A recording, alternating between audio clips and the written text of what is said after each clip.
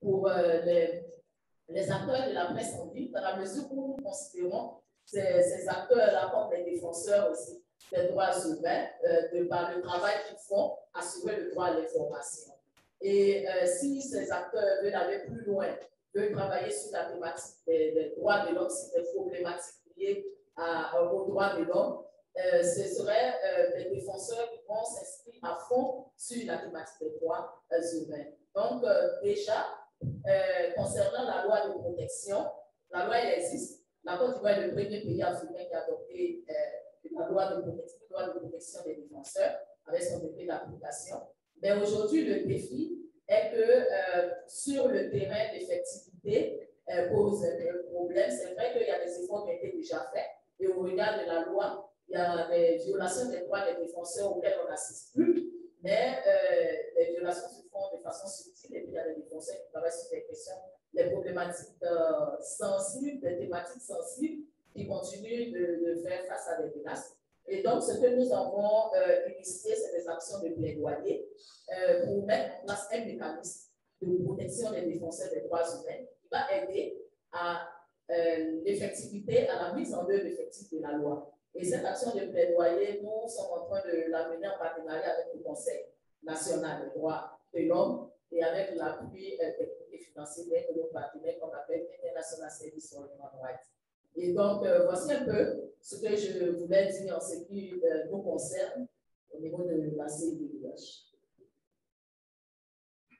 Merci, Président. Merci pour cette invitation concernant la situation de la droit. Je laisse aussi pour parler d'expérience de ce qui s'est fait au niveau de CIDH, parce que c'est un peu ce que nous avons demandé ici, dans notre atelier, c'est de partager des expériences aussi, de faire sortir des recommandations de la charte africaine pour la protection des acteurs, les médias. Les acteurs de l'information. Ok. Sinclair. Merci beaucoup. Bonjour à toutes et bonjour à tous.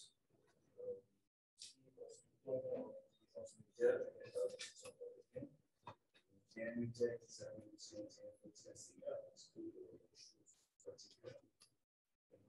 je pense que on ne peut pas prétendre qu'on a une loi africaine pour la protection des acteurs d'information.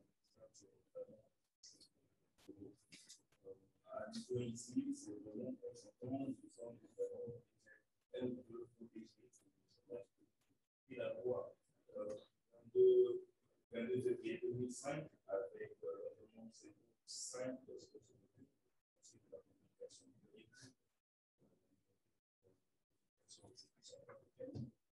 Il y a cette ordonnance qui est quand même spécifique pour les gens qui ont la traditionnaliste de la nature, la facilité,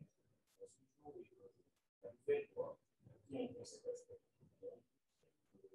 Avec la délibération de presse, bien sûr, cette loi est moins pionnière en matière de donc, après ça, on peut faire c'est tout à fait.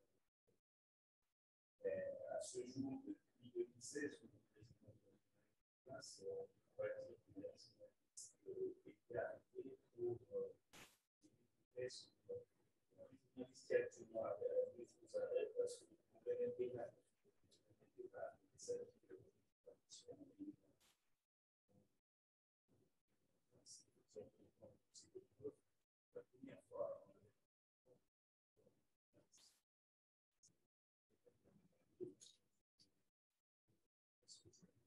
La nouvelle loi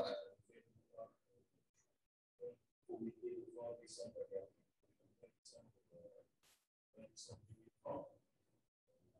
C'est la loi 30. Cette loi a pris en compte l'aspect média en ligne, mais on ne peut pas dire que les médias en ligne, ça peut juste évoquer les médias, le développement des médias sociaux sont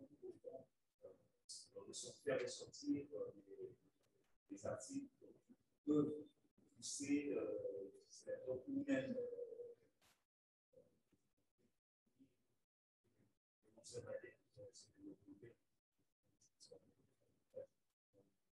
vraiment difficile sans oublier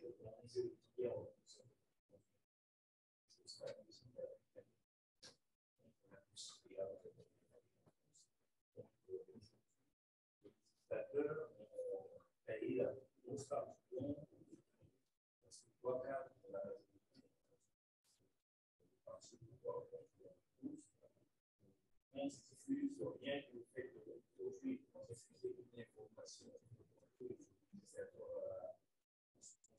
voilà, une fausse information ou une information qui profite d'un tiers, facile de faire donc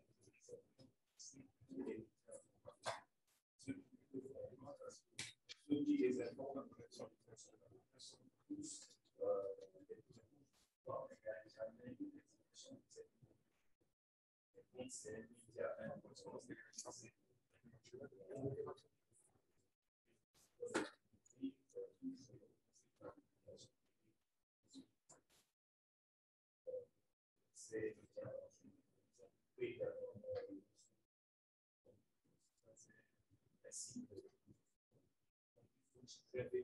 pour avoir accès à ce site internet parce que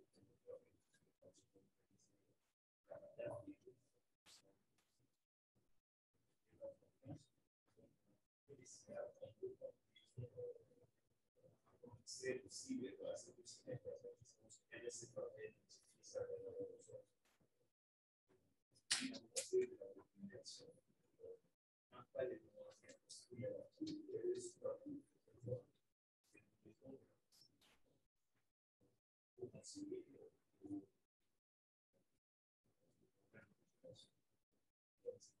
sinon on espère qu'il n'y a pas de cette charte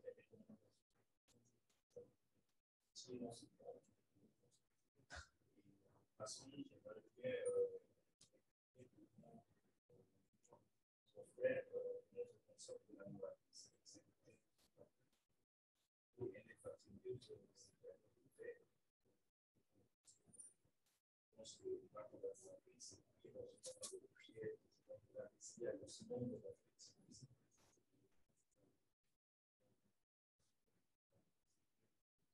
Donc,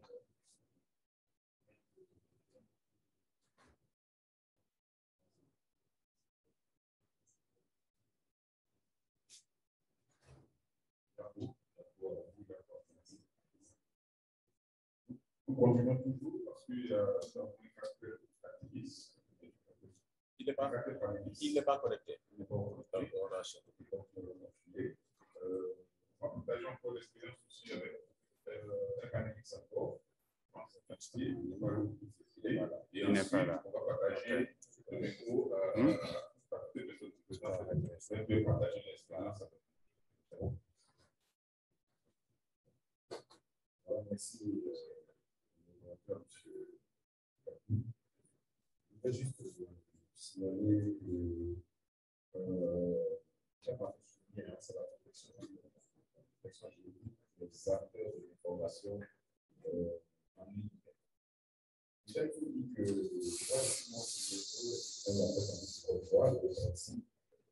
qui est affecté, en tout cas, en ce qui concerne les acteurs médias dans le domaine de la presse en ligne.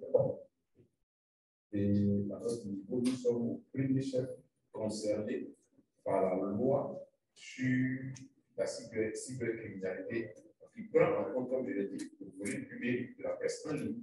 Vraiment, nous sommes les premiers concernés. Nous, dans notre méthodologie, on a appris une chose aujourd'hui. C'est vrai que parfois, on est prompt à tripler les pouvoirs publics de ce qu'ils ne font pas assez vite. Force est cependant de reconnaître que sur la question de la loi, pour réguler le secteur des médias, notamment des médias en ligne, je crois que les autorités ont fait quand même des efforts, qui méritent d'être salués. Toutefois, nous, dans notre pédagogie, nous estimons que la meilleure manière de protéger l'utilisateur, c'est de lui-même faire comprendre la nécessité pour lui de ne dispenser que les informations justes, de ne dispenser que les informations vraies. Ça, il parle de sa protection personnelle, mais c'est il parle de la protection de la société.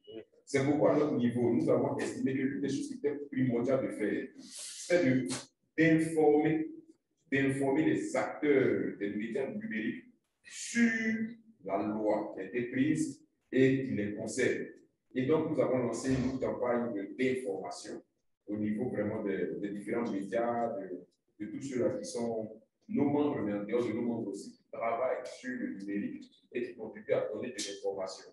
Donc, il y a eu des campagnes de sensibilisation à ce niveau-là pour que tout le monde puisse comprendre qu'il y a une loi qui existe. Comme le dit l'adage, nul n'est censé ignorer la loi. Mais tu ne diras pas non, que je ne savais pas, c'est voilà que je suis tombé sur le coup du délit. Non, tout le monde doit savoir qu'une loi existe. Donc, la première chose, c'est de sensibiliser vraiment les acteurs du numérique, les acteurs de l'information en ligne sur la nécessité de savoir déjà qu'une loi existe et de se mettre en conformité vis-à-vis de la loi. Ça, c'est la première chose. La seconde chose qui pour nous aussi est importante et est capitale, c'est déjà même la compétence de ceux-là qui ont la responsabilité de donner l'information en ligne.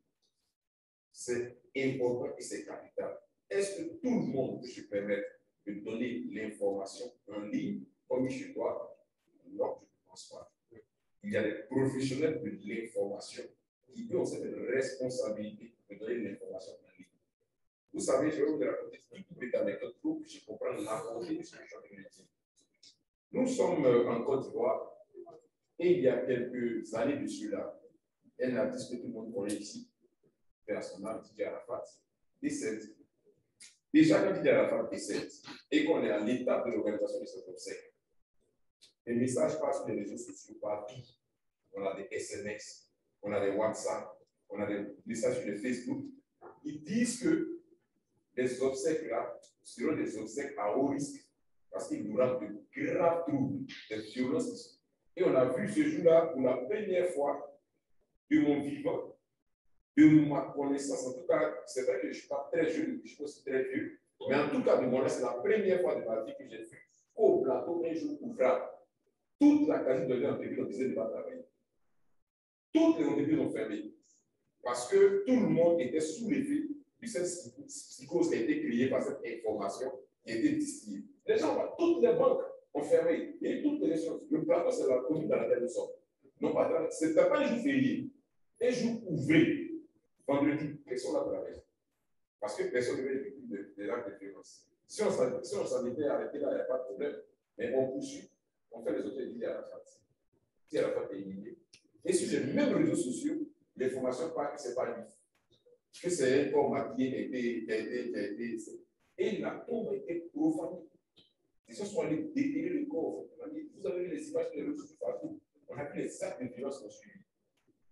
Et là, nous avons tous compris sur là l'impact et la portée des réseaux sociaux et des médias numériques. Il fallait faire attention. Mais ce qui est grave, même si c'est vrai que c'est des personnes, pas des acteurs professionnels, pas des professionnels par les médias qui ont passé, qui étaient les plus virulents sur les réseaux sociaux, mais il y a eu des médias qui ont relayé cette information n'était pas vraie. Cette information n'était pas vraie. Il y a des médias qui ont relayé sans même avoir vérifié au préalable. Et on a vu ce que ça a apporté comme impact. D'où la nécessité pour nous de sensibiliser sur l'importance de savoir qu'une loi existe. Et que cette loi-là fait obligation de faire très attention à tout ce qui est.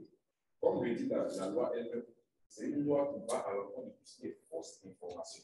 Et comme je l'ai dit, il y a plusieurs délits. Permettez-moi de revenir rapidement sur quelques-uns. Des délits, par exemple. Cette loi qui a été prise le 19 juin 2013, relative à la lutte contre la cybercriminalité. Par exemple, cette loi nous dit des messages, par exemple, à caractère raciste et xénophobe. La loi dépeint les messages à caractère raciste et xénophobe. Parfois, pour ceux qui ont vécu en Côte d'Ivoire depuis des années, depuis au moins 15-20 ans, vous connaissez un peu l'histoire de la Côte d'Ivoire. On sait que ça n'a pas été assez facile sur l'histoire sociopolitique. On a vu un peu tout ce qu'on appelle la crise. Donc, pour certains, les élans étaient parfois xénophobes, étaient parfois racistes. Et on a vu les conséquences que ça a pu créer. Donc, aujourd'hui, cette loi-là dit que tous les messages à caractère xénophobe sont punis de peine d'emprisonnement allant de 10 à 20 ans. de 10 à 20 ans. C'est-à-dire aujourd'hui, si moi je m'assois sur mon téléphone, j'utilise un média numérique et que je propage une information à caractère xénophobe raciste, je suis sous la peine d'emprisonnement allant de 10 à 20 ans et de 5 à 10 millions de francs CFA d'amende. Et d'abord, ça n'est pas là. Si je propage un message de menace de mort, la loi me dit que j'encours une peine allant de 2 à 5 ans et de 7 millions à 20 millions d'amende. Je poursuis. Si je m'engage dans des messages de mépris, on pourra bien définir le mépris, hein, des messages qui ont tendance à rabaisser, à dévaloriser une personne, une personnalité, que ce soit physique ou morale et autres, tout ça. La loi me dit que là aussi, je serai puni. J'encours, pardon, une peine allant de 1 à 5 ans de prison et une amende allant de 5 à 10 millions de francs CFA. Et pour tous ceux qui lancent des messages d'approbation des génocides, la loi prévoit une peine allant de 3 à 5 ans d'emprisonnement et même, là encore c'est grave, 75 millions d'amendes. C'est ce que la loi prévoit, que vous payez. Trouble à l'ordre public. Le cas que j'ai cité tout à l'heure, l'anecdote que j'ai citée, c'était un cas de trouble à l'ordre public. Ça a créé une situation de psychose générale. Non seulement le plateau était zone rouge, mais au-delà du plateau, les obsèques, la zone de violence, il y a des violences pas possibles, et des saccages, et beaucoup de biens qui ont été détruits. Et ça, c'est le trouble à l'ordre public. Et là, pour une personne qui se porte coupable d'un acte, il est puni d'1 mois à 5 ans d'emprisonnement et de 1 million à 20 millions d'amende. C'est dire qu'aujourd'hui, des dispositions ont été prises pour que toute information qui est de nature à troubler notre public et de nature à l'encontre de tout ce que j'ai pu citer ici soit punie par la loi. Il est important donc que tout le monde soit sensibilisé. Pour la nouvelle des élections en Côte d'Ivoire, on a en 2018 le ministère de l'économie numérique qui est en charge de la RDC, qui fait des recensements de tous ceux qui détiennent un téléphone ou une puce numérique, nous parlait d'environ d'1 million de puces, de personnes qui étaient enregistrées détentrices de puces de téléphone. 30 millions environ. Mais peut-être pour ceux qui ne savent pas en Côte d'Ivoire, le dernier recensement nous dit qu'on est 6 millions. Mais l'RDC nous disait qu'il y avait 30 millions de puces enregistrées. C'est normal parce qu'il y a certaines comme 2 puces, comme 3 puces, comme plusieurs téléphones. Mais c'est pour dire en fait le taux de pénétration du téléphone, du smartphone, qui généralement est l'outil par excellence que les uns et les autres utilisent pour pouvoir s'informer, ou même pour pouvoir partager des informations. Donc, c'est dire que c'est quelque chose qui est ancré dans les mœurs. Et si les dispositions pratiques ne sont pas prises, on s'expose à des situations qui peuvent être des boomerangs pour nous, pour la société, de façon générale.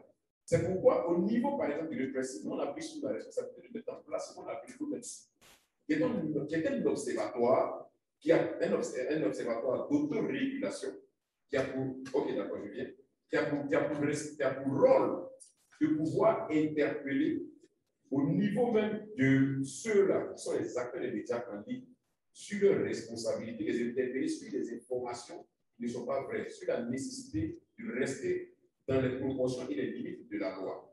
Et cet organe qui a été mis en place en 2015 à Bassam n'a été fonctionnel qu'à partir de 2018. Et depuis 2018, cet organe-là fonctionne, qui sort un rapport chaque mois sur les médias qui notamment été épinglés, qui sont sortis de la déontologie et qui se sont engagés dans les voies des forces nouvelles, et donc qui sont soumises ou qui se mettent sous le joug éventuellement d'une poursuite pénale. Donc, il y a un ensemble de mécanismes mis en place dans ce cadre-là, et je pense que, comme je l'ai dit, pour moi, la première chose la plus importante, c'est déjà la sensibilisation. Déjà que tout sort de l'ignorance et comprennent qu'il y a des lois qui existent et qu'il y a des risques, quand on propage des forces nouvelles, de se voir poursuivre et de se voir même emprisonné. Donc, c'est ce que je peux dire. Je m'excuse d'avoir été. Merci beaucoup, Élisée. Oui, et j'arrive, madame. Par nos 3 intervenants, ce qu'on peut retenir, on a plus ou moins l'état des lieux des 2 pays, la Côte d'Ivoire de côté, Centrafrique de côté. En Côte d'Ivoire, c'est vrai que l'espace numérique est nouveau. Pour le législateur, la plupart de nos lois datent de l'indépendance. La plupart des législateurs qui sont le code pénal qu'on sort, ils n'avaient pas pris cela en compte. Et au niveau de la Côte d'Ivoire, il y a eu des avancées. On a parlé d'abord des défenseurs des droits de l'homme et la loi sur la cybercriminalité, qui en réalité visait les petits MTV, les petits voyous du net, mais qui dans la pratique touchent les acteurs du numérique. Et les réflexions aujourd'hui, c'est comment trouver une loi propre aux acteurs du numérique. En Gambie, c'est pratiquement l'État ancien. Aujourd'hui, l'État n'a pas beaucoup conscience de la réalité de l'existence du numérique. Nous, au niveau de la législation, il n'y a rien actuellement. C'est ça, c'est un Gambien qui devait intervenir. Voilà. Nous, Centrafrique. Il n'y a rien pour le moment. On n'a pas partagé l'espérance de la Gambie, notre ami n'a pas pu se connecter, c'est ça? Oui, c'est ça. N'a pas pu se connecter. Sur ce, chers participants, nous allons partager vos expériences. Voilà, s'il y a des questions.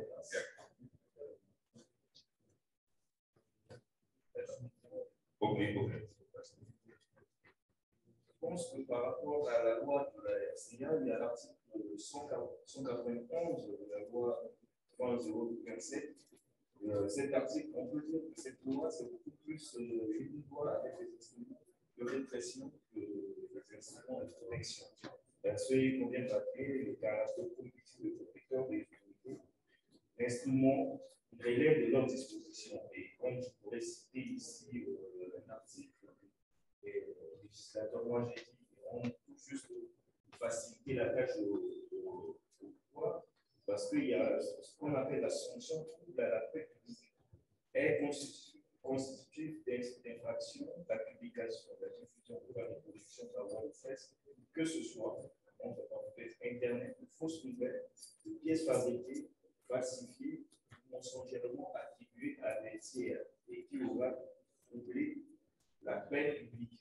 Je peux prendre un exemple ici dans le Qatar, nous sommes africains dernièrement. Il y a eu un cas où le ministère de la Sécurité intérieure, dans la lutte de la guerre que le chef de l'État avait annoncé contre les groupes armés, on a intercepté quelqu'un, le chef de qui s'appelait Bobo Sendé. En fait, Bobo Sendé, c'est le leader de la coalition de voisins et l'ancien leader avait été tué. Donc, ils ont fait un coup de filet, ils ont dit qu'ils l'ont attrapé. On nous a montré un monsieur à la télé, on l'a filmé sur les réseaux sociaux partout. Pour le pouvoir en place, voilà, on a attrapé le leader de voisins. Et ça, il y a eu le ministère de la communication, le porte-parole du gouvernement est sorti, le corps de procureur de la République, après l'investigation des fact-checkers de la place, on a vérifié qu'il s'agissait d'un faux scellé que le pouvoir en place a présenté devant le président. Le vrai document qu'on a eu à avoir vrai bobo et dans une petite vidéo, mais en fait, parce qu'une manipulation se passe pour la population. Et nous autres, quand on avait donné cette information, systématiquement, on avait dit que la République avait pour dire que c'est vous qui n'allez pas faire la loi dans ce pays. Et donc, en fait, quand il sort des trucs de tout ballon, quand on essaie de donner de bonnes informations systématiquement, on stigmatise les journalistes de la place, soit des blogueurs pour dire qu'ils sont des faux français.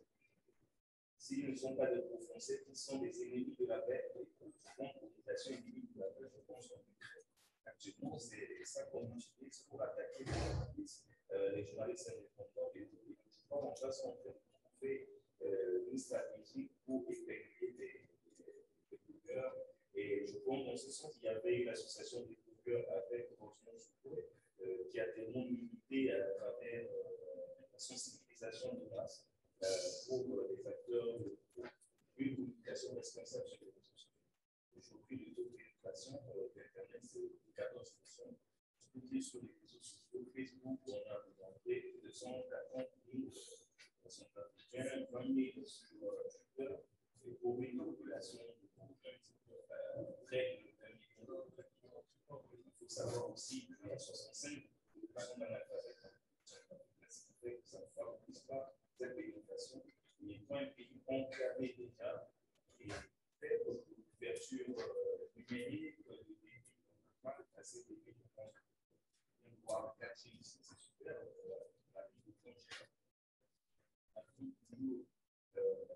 sportive. Et comme le président Chachek avait dit, on est toujours là en train de cette dépendance numérique.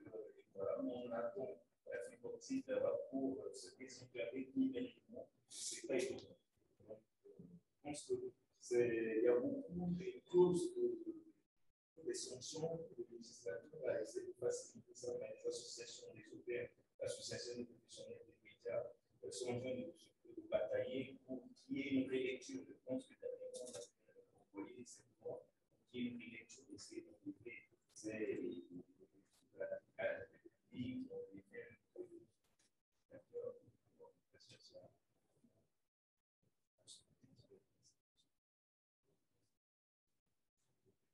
pour ces actifs-là, du puis, n'est-ce pas?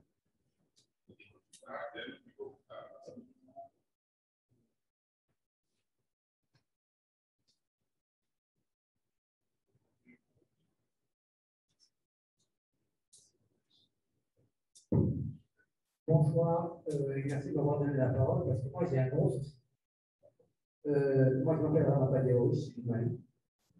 Je suis journaliste, correspondant de RSF et d'autres casquettes.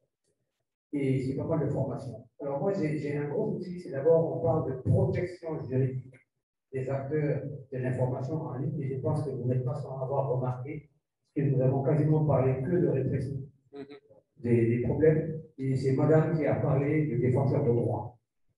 Donc on a ce souci-là. Je vous prends un exemple tout bête. Au Mali, la loi principale, c'est la loi portant régime de presse et répression du délit de presse. C'est comme ça qu'elle s'appelle. Aujourd'hui, nous avons nous aussi, bien sûr, pris la loi sur la cybercriminalité. Nous avons une loi pour la protection des données personnelles. Et nous avons un plateau national juridique qui existe pour tout citoyen malien, lambda, et un journaliste, un blogueur et d'abord un citoyen. Le résultat, on en arrive à un petit peu ce que je disais tout à l'heure, même si ce n'est pas pour développer, à donner des armes de répression à tous les acteurs de la justice, manipulés ou pas, pour pouvoir taper, si vous n'allez pas vous avoir sur un côté parce que vous avez un statut de journaliste ou le blogueur qui vous protège, et bien on passe sur une autre loi. Alors que dans tous les pays du monde, on vous dit, quand il y a une loi spécifique, elle s'applique principalement. Malheureusement, chez nous, la justice se contourne à l'école. Ça, c'est un premier point sur lequel je vais intervenir. Le second, c'est quand on parle de l'information en ligne. Nous voulons nous faire un atelier au Mali, au niveau de la maison de la presse, pour la relecture des textes qui régissent les médias. Je ne suis pas du tout certaine qu'il est intéressant pour nous d'adopter des lois spécifiques pour l'information en ligne. Je pense qu'il serait mieux de mettre des paragraphes qui rattachent l'information en ligne à la loi générique sur la presse à relire celle-ci. Je vous prends un exemple tout bête, la loi sur la cybercriminalité commence, alors on a voulu nous faire un effet de vocabulaire, par un glossaire. Or, il y a une partie où on réprime certaines choses qui se passent sur la. Et là, on met le terme presse en ligne. Mais dans le glossaire, on ne dit pas qu'est-ce qu'on considère comme de la presse. On ne dit pas ce qu'on considère comme de l'information en ligne. Donc, quand on lit finement tous les textes qui nous régissent d'une manière ou d'une autre, on se rend compte que, comme disent les Anglais, le diable est dans les détails. Il y a des détails, on utilise les grosses terminologies, mais on ne dit pas qui est-ce qui concerne. Donc aujourd'hui, on confond n'importe quel utilisateur des réseaux sociaux à un blogueur ou à un journaliste. Jusqu'à nouvel ordre, je ne pense pas qu'une page Facebook soit un organe de presse. Mais il faut justement que nous, qui sommes les principaux acteurs, soyons aussi les premières personnes à se réunir, à se rassembler avec les défenseurs des droits, tout le monde confondu, pour déterminer comment est-ce que nous classifions. L'UNESCO a déjà fait des classifications. Il y a assez de documents qui ont eu lieu. Comment est-ce que nous déterminons par rapport à qui est-ce que nous mettons ensemble, qui est-ce que nous ne mettons pas ensemble. Parce que sinon, nous allons continuer à nous faire taper dessus, ça n'ira pas. Et il y a un autre point aussi que je voulais faire. Il y a des directives africaines par rapport à la gouvernance, par rapport à la démocratie, par rapport à l'accès à l'information. Ça, ce sont des textes qui existent déjà, mais je pense que nous pouvons en tirer bénéfice, nous pouvons en profiter pour faire profiler les textes, pour obliger les gens. Parce que le fact-checking, effectivement, le fact-checking veut bien, c'est la mode aujourd'hui. Mais excusez-moi, normalement, tout bon journaliste essaie de lire l'information, il ne peut pas la diffuser s'il n'a pas de public. C'est quoi? C'est pas la vérification des faits. C'est la même chose. Donc faisons très attention, parce que vous voyez, on parle de protection, en fait, on a parlé que de répression. Et ça, c'est très important. Merci beaucoup. Merci. Donc, le micro, s'il vous plaît. Merci. Bonsoir à tous, je suis Desmond Delors, je suis activiste de la justice climatique et par ailleurs experte en éducation et aux médias. Alors, je vais intervenir sur le cadre juridique, ce qu'on observe. C'est vrai, en Côte d'Ivoire, il n'existe pas non plus de tests, mais il se trouve que les tests sont arrivés avant même l'éducation aux médias. De sorte que, si vous avez écouté les panélistes, on a plus parlé journalistes, or on nous parle d'acteurs de l'information en ligne. Et dans acteurs de l'information en ligne, il n'y a pas que les journalistes, on a des citoyens journalistes, on parlait tout à l'heure de l'UNESCO, qui définit ainsi. Or, les lois ne les prennent pas en compte toujours. Cependant, la loi sur la presse de 2017 a un article nous dit par tout moyen de communication, donc tout moyen, le procureur arrive justement à interpeller les auteurs et tous les acteurs. Et les lois sur la cybercriminalité, on a discuté d'abord pour les cybercriminels. Alors, que faire aujourd'hui? Quand l'UNESCO même définit, je vais prendre l'exemple de la désinformation, puisque c'est le sujet à la mode, on va dire comme ça. Dans la désinformation, on a la mésinformation. On a la désinformation, c'est-à-dire qu'il n'y a pas l'intention de nuire. Et puis on a la désinformation avec l'intention de nuire. Or, comme la loi a été prise avant, elle n'avait pas supposé ces réalités-là. De sorte que vous ayez diffusé une fausse information avec intention ou pas intention de nuire, vous pouvez vous retrouver devant les juridictions. Et puis on se pose la question, une question de justice, parce que moi je suis activiste de la justice sociale aussi. Alors, qui a le monopole de la vérité? Qui peut mentir gratuitement entre les décideurs qui aussi sont des acteurs de l'information en ligne? Ils animent des pages d'information, de communication sur les médias en ligne comme nous. Et quand ils trompent le peuple, qui les poursuit? On attend la prochaine élection pour décider. Mais pourquoi quand le citoyen n'a pas le droit de se tromper et là on brandit des lois à n'en point finir? Et je pense qu'il faut une réflexion profonde. C'est vrai que le cadre juridique existe, mais il est nécessaire justement d'avoir cette réflexion profonde pour une question d'équité et de justice, pour que tous les citoyens, qu'ils soient décideurs ou pas, soient traités sur le même pied d'égalité, parce que nous payons tous nos impôts. Merci. Merci beaucoup. Je pense qu'il faut suggestion. Merci beaucoup. Je suis Papa Ismaël Dia, journaliste et blogueur sénégalais. Moi, j'allais terminer mon truc comme ça. Qu'est-ce qu'on fait quand c'est l'État lui-même qui produit les fake news, parce que c'est le plus répandu. Je pense qu'il faut qu'on évacue pour de bon le débat qui est journaliste, qui est blogueur, qui fait quoi. La passe pour le cas du Sénégal spécifiquement, les lois parlent de diffuseur, celui qui diffuse.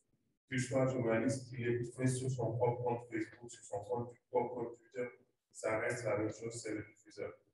Il faut également, on ne peut pas non plus prendre des cas particuliers pour en faire des généralités. Monsieur a parlé du cas de Didier Arafat. Je vais juste donner un exemple. Tupac Shakur est mort en 1996. Jusqu'aujourd'hui, les gens tentent d'ouvrir sa tombe pour savoir s'il est vraiment mort ou pas. En 1996, il n'y avait pas encore les réseaux sociaux et tout ça. Michael Jackson, les gens sont persuadés qu'il n'est pas mort, ce n'est pas lui qui est là. Ça, on n'y peut rien. C'est juste pour le cas de Didier Arafat, les gens ont eu accès à la tombe. Là-bas, les familles s'assurent que personne n'y a accès, on sécurise assez. C'est des cas particuliers pour moi qu'on ne peut pas prendre pour faire des généralités répressives sur le monde entier. Les auteurs de ceux qui écrivent le code pénal dans tous les pays partent du principe que l'être humain est mauvais. Il faut l'encadrer. C'est d'où l'aspect répressif dont on parle. Chaque fois qu'ils disent on va prendre un texte, ils ne sont jamais dans le côté incitatif, ils sont toujours dans le côté répressif. Ils ne disent jamais, OK, on va faire un truc qui protège les bons. Non, on va faire un truc qui casse. Et après, ils vont le faire de manière tellement bateau. Il y a une loi au Sénégal qui s'appelle le Code des communications électroniques qui dit, enfin, qui régit tout ce qui est communication électronique, globalement, qui a remplacé le Code des téléphones. Il y a un des, là où on parle des mesures de gestion de trafic, c'est-à-dire comment est-ce qu'on fait pour que tout le monde puisse accéder à Internet. Ils disent que l'autorité peut, à chaque fois que c'est nécessaire, prendre des mesures de gestion de trafic. Alors, dans mesures de gestion de trafic, il y a coupure d'Internet dedans. Et ils n'ont pas mis une liste pour dire dans quelles conditions ça se fait. Et ensuite, tel que le texte est écrit, l'autorité n'a pas besoin de nous prouver qu'il y a nécessité. C'est-à-dire que sur la base de ses propres prévisions, donc il se lève et dit, OK, je prévois que demain il y aura un problème de connexion, d'accès à tout le monde, mesure de gestion de trafic, tout simplement. Donc, ce genre de texte-là font qu'aujourd'hui, les procureurs font tout ce qu'ils veulent. Parce que c'est pas tout, c'est large comme ça. WhatsApp aujourd'hui, est-ce une messagerie privée ou est-ce un réseau de diffusion? C'est une question qui se pose. Au Sénégal, ça va être tranché, mais parti par un juge, parce qu'il y a une personne qui va être jugée pour avoir diffusé dans des groupes WhatsApp. Il y a deux personnes. Ça veut dire, selon comment le juge va décider, on saura si la loi sénégalaise définit WhatsApp comme une messagerie privée ou comme un réseau de diffusion. Il y a toutes ces questions-là qu'il faut se poser, et moi je trouve qu'on perd beaucoup de temps à être là à dire oui, c'est X qui doit être, c'est aux journalistes. Non, je suis journaliste. La plus grande usine de fake news, ce sont nous-mêmes les journalistes, avant même les populations. Les populations sont plus dans la désinformation. Ils entendent quelque chose, ils sont persuadés que c'est vrai, et ils diffusent. Par contre, ceux qui ont la possibilité et le pouvoir d'aller vérifier qu'ils ne le font pas sont les plus grands et c'est nous-mêmes les journalistes. Merci pour la contribution. C'est qu'un Sénégalais avec micro, c'est pas facile de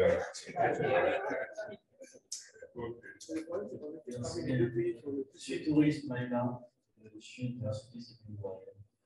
En fait, je voudrais revenir sur le mécanisme de protection des acteurs de l'information en ligne. Quand on observe la loi sur la protection des données à caractère personnel en Côte d'Ivoire, la loi pour la cybercriminalité et tout ça, le mécanisme n'est pas suffisamment clair. Dans la pratique, on nous dirait que lorsque vous êtes victime du système d'information, il faut saisir une autorité qu'on appelle police et contre la cybercriminalité, la CSIC et tout, pour engager les actions. Mais retenez par exemple que la PLCC, c'est tout seulement à Abidjan. Donc, si je suis à Korogo ou à Odénié, je suis victime des systèmes d'information, je fais comment? Je suis obligé de me déplacer pour venir à Abidjan pour ne plus ce problème. Ça, c'est déjà vrai. De deux, comme mon homo l'a dit, vous savez, pour avoir travaillé avec l'administration, c'est que l'administration ne pourra jamais une loi qui va lui faire arrêter. Ce n'est pas possible. C'est elle qui définit la loi, c'est elle qui définit, qui va amener le législateur à orienter la loi dans une perspective qui va permettre aux politiques toujours d'avoir une petite place où ils peuvent manipuler, où ils jouer, où ils peuvent primer les populations, où ils peuvent tenir quand même ces opposants. Donc, ne soyons pas surpris. Moi, je pense que c'est la société civile également de relire cette loi-là, parce que la loi contre la cybercriminalité, pour moi, c'est un gros poison. Il y a beaucoup de confusion dans cette loi. Il y a beaucoup d'arbitraire également dans cette loi-là qu'il faut aller regarder et puis se décider de pouvoir vraiment protéger l'acteur de diffusion. Comme elle a dit, tous sont produits des données chaque jour. Mais nos données, comment est-ce que Facebook même s'en sert? Est-ce qu'on le sait? Nos données, comment est-ce que WhatsApp s'en sert? Est-ce qu'on le sait? Comment est-ce qu'on protège le citoyen lambda qui utilise les réseaux de communication et les réseaux d'information? Il y a toutes ces questions-là qui se posent. Et je pense que cela nécessite une vraie étude ou bien de véritable débat sur la question. Merci. Merci. Autre contribution, on me dit de terminer. Bon, je pense que les panélistes quand même, moi, c'est le mot de fin. Voilà, le mot de fin. C'est les bonnes choses ne tuent pas. Ouais, c'est ça. Voilà, c'est comme la vie ne tue pas. Les bonnes choses. J'avais pas bien entendu. C'est au micro, c'est bon. Voilà. Donc, les bonnes choses ne tuent pas. Et nos panélistes à eux. Ok, je voudrais merci à tous les intervenants. C'est pour enrichissant. Je pense que c'est le sens même d'un tel panel. Voilà, qu'on puisse enrichir le débat avec différentes idées. il y a des choses aussi que j'ai entendues qui méritent quand même un peu d'éclaircissement à mon avis. Parce que, notamment sur les questions relatives aux lois, je voudrais peut-être qu'on puisse vous éclairer tout le monde sur la loi. Comment, en fait, ces lois sont formulées. Puis, je suis en train de conclure, mais je pense qu'il y a quand même des précisions à faire. Voilà. Pour ce qui est de la loi, par exemple, sur la presse ou la loi, notamment sur la presse, c'est des lois qui ont été faites, en fait, en collaboration avec les fêtiers. Ça veut dire que les fêtiers ont fait des séminaires avec les États. Je prends le cas de la Côte d'Ivoire, par exemple, sur la base des propositions des acteurs dont le législateur a tenu compte pour pouvoir faire ces lois-là. Mais je suis entièrement d'avis que le monde il est évolutif. C'est-à-dire une réalité d'aujourd'hui n'est pas forcément la réalité de demain. Donc il faut adapter ces lois-là aux réalités au fur et à mesure. Et c'est en cela que je dis, effectivement, c'est de nous notre responsabilité. Nous, en tant qu'acteurs, mais comme on le dit si bien, la charité est bien donnée comme par soi-même. Si vous ne pesez pas, si nous ne pèse pas la responsabilité qui est la nôtre, de pouvoir travailler dans un environnement qui sied et qui nous aide à émerger au mieux, ben, ce n'est pas quelqu'un d'autre qui, lui, forcément, n'a pas nos réalités, qui va y réfléchir. Donc, la nécessité pour nous de pouvoir créer des cadres d'échange afin que nous-mêmes, nous approprions nos réalités, que nous soumettons, parce que ça aussi, il faut que je le dise, qu'on n'impose pas, parce qu'on n'en a pas forcément ce pouvoir d'imposer et notre dynamique n'est pas forcément imposée. Mais de faire comprendre que pour que la chose soit régulée au mieux, il y a une nécessité qu'on puisse collaborer, qu'on puisse aller dans ce sens. Donc, je suis vraiment entièrement d'avis que ces différentes contributions-là doivent se faire dans un cadre formel, faire l'objet des résolutions qui seront soumises aux législateurs sans des forces de proposition pour assainir, pour améliorer l'environnement dans lequel nous y travaillons. Donc, vraiment, merci à tous. Et je crois que ces genre de rencontres-là doivent vraiment servir à ça. Et plus on est nombreux à faire ces propositions, comme on le dit, le nombre fait la force. Si nous sommes tous nombreux à faire ces propositions-là, forcément, les gouvernants qui sont moins nombreux que nous vont forcément entendre ce que nous voulons. Ça, c'est clair. Et c'est ce que je voulais dire. Merci à vous. Merci beaucoup. Merci à toutes les personnes qui sont intervenues. Merci pour vos riches contributions.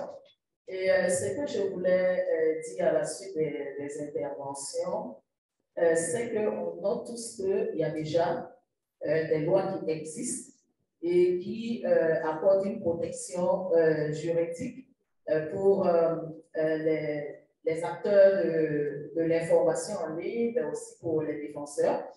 Et je voudrais que de plus en plus aussi, qu'on puisse considérer aussi les lois qui sont adoptées dans nos pays pour protéger les défenseurs. Je sais qu'au Mali, il y a une loi qui protège les défenseurs des droits humains, au Burkina également, en Côte d'Ivoire. Pour l'heure, ce sont les trois pays qui ont adopté cette loi-là. Et pour moi, c'est de voir comment est-ce qu'on améliore le contenu de ces lois. Il est clair qu'il y a des dispositions qui demeurent contradictoires quant aux droits qu'on veut conférer en même temps aux acteurs, et puis d'autres dispositions qui viennent en contradiction pour limiter ces droits. Donc, il est important de pouvoir vraiment faire une analyse approfondie en relevant les différentes dispositions contradictoires et comment est-ce qu'on peut les améliorer pour garantir la liberté d'expression d'abord, c'est ça, et puis d'autres droits aux différents acteurs de l'information en ligne. Un autre élément, c'est la définition. Tout à l'heure, dans l'intervention de M. Toumani, la définition, comment nous définissons les acteurs de la presse en ligne, de l'information en ligne, qui sont les personnes qu'on met à l'intérieur des acteurs de l'information en ligne. Je pense que déjà, il y a ce travail-là qui doit être fait pour qu'on ait une définition claire de qui est acteur de l'information en ligne. Et ensuite, quand on s'accorde sur la définition, c'est de voir comment faire le plaidoyer et pouvoir intégrer cette définition dans les lois qui existent déjà. Et je suis d'accord qu'il y a un travail à faire par les organisations de la société civile. Je sais pas, c'est le dernier intervenant qui l'a relevé. Et c'est un travail qui doit être continuel. Parce que comme vous l'avez dit, et nous sommes d'accord avec vous, les autorités vont adopter des lois. Il y aura toujours des formes de restriction dans les lois. Mais qu'est-ce que nous faisons, nous, en tant qu'organisation de la société civile? On a aussi notre part de responsabilité dans cette protection accordée à nous-mêmes, en tant qu'acteurs, en tant que défenseurs, en tant qu'acteurs de l'information en ligne. Donc, il y a un travail continuel à faire. Et il nous faut rester vraiment soudés et voir comment continuer les réflexions et porter ces différents fruits de nos réflexions au cours des plaidoyers. Et le dernier élément sur lequel je voudrais intervenir, c'est la diffusion des fausses informations, qui est punie dans la loi sur la cybercriminalité. Et pour nous, cette loi contient assez de dispositions restrictives.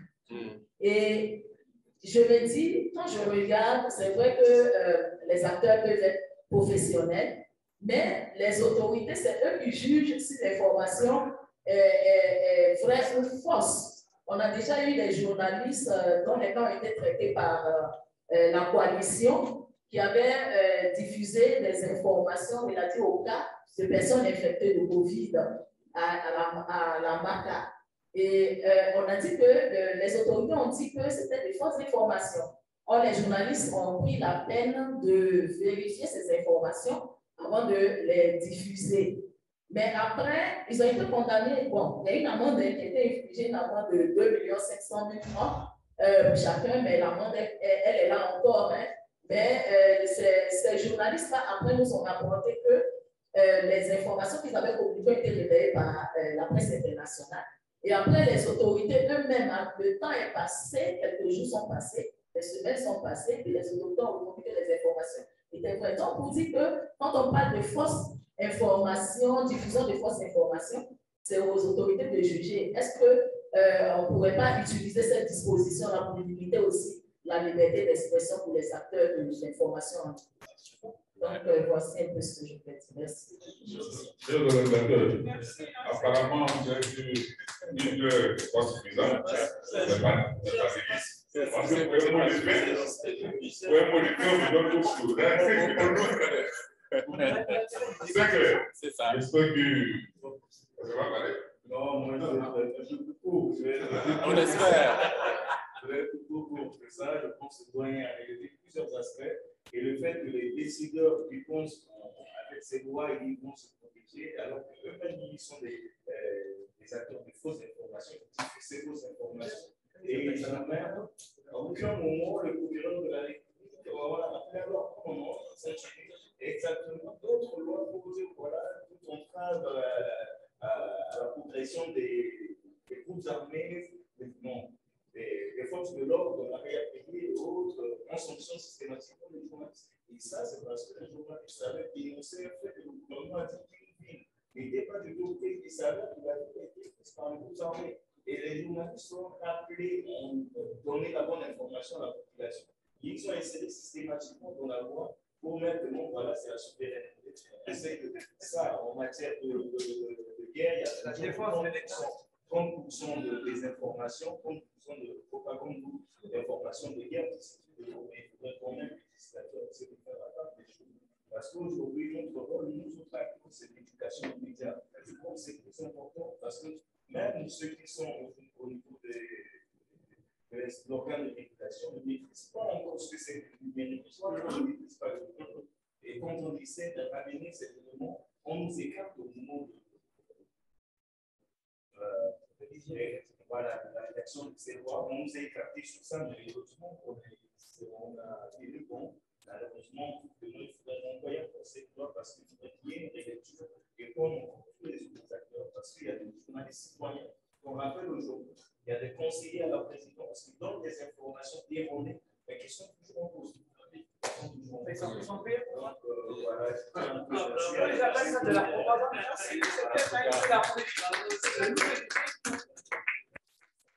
Bravo. Merci à tous. Merci Valérie. Une photo. Prenez une photo. Chacun a sa terminologie. Voilà, déjà on peut intervenir.